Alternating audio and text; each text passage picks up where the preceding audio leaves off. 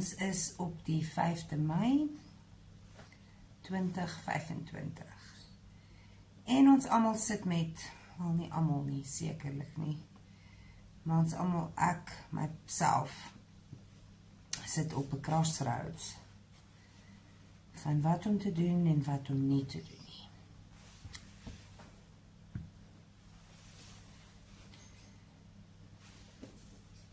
Ek het vir almal verduidelik van die propaganda-masjien wat aan die gang is en wat nou besig is om te gebeur oor die algemeen in Suid-Afrika en ons gemoed en hoe om die general wêreld se opinie oor die Afrikaner te swaai.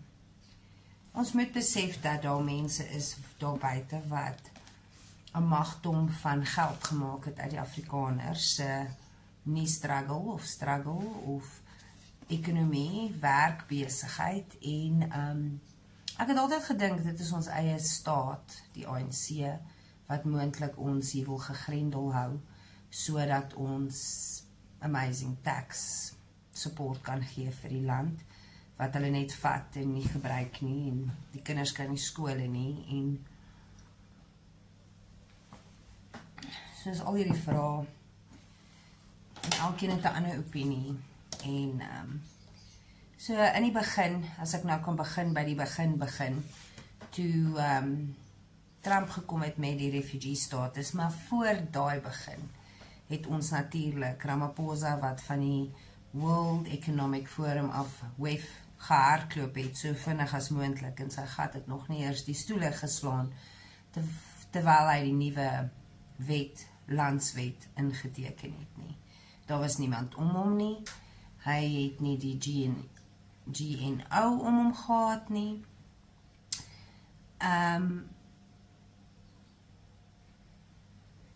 So, dit staan blyk, dit laat mens dink dat, to be honest, daar 2 mense opgetree onmiddellik, en dit was die ANC,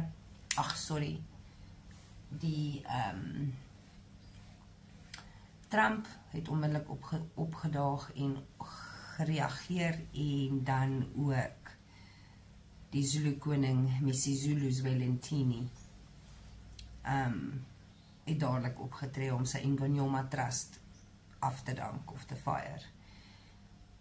So dit het my laat bietjie wonder, dink en research doen. So ek het op 'n ding afgekom en ek weet nie of jy gaan kan sien nie.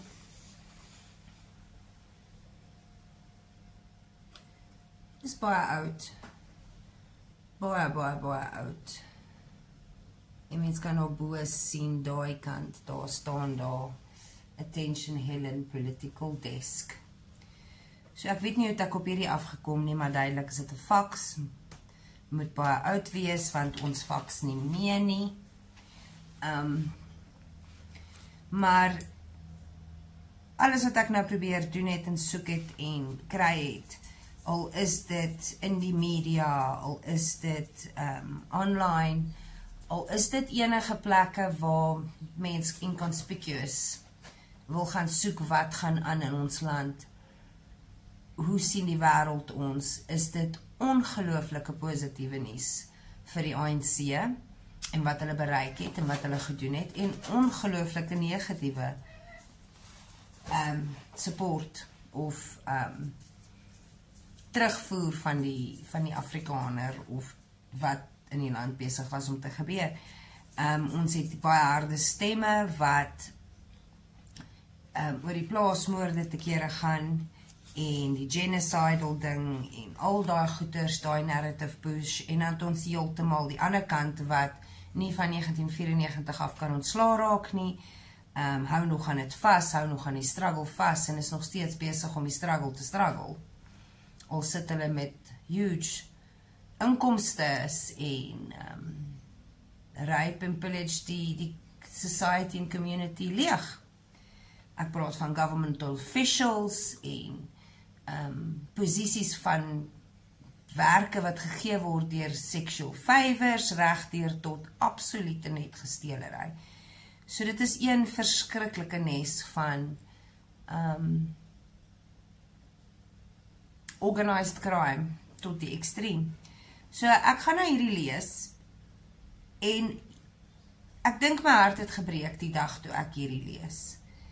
Ek het teruggekom in 2000 nadat ek so 4 jaar weg teruggekom in 2004, 5 nadat ek so van die jaar 2000 weg was.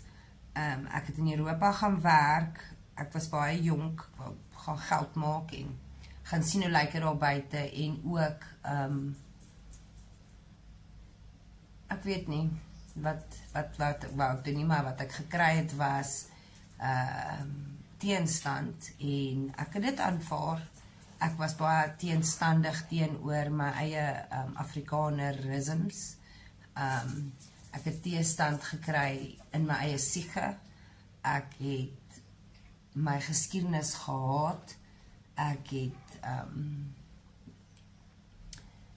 weggekwyn en weggekruip daarvan. Ek het wou nie Afrikaner wees nie en ek dink toe ek daar aan die kant kom, het ek by 'n plek gekom waar die aanvalle was justified. I faced it. Jy kon nie dit teenstaan nie en jy het nie die kennis gehad om dit teen te staan nie. Die propaganda in Suid-Afrika was van so 'n aard dat jy in elk geval niks sou weet nie. So ek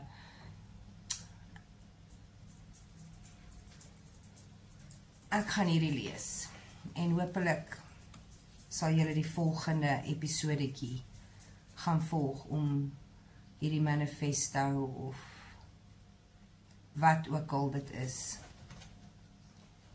te kan verstaan en hoekom ons harte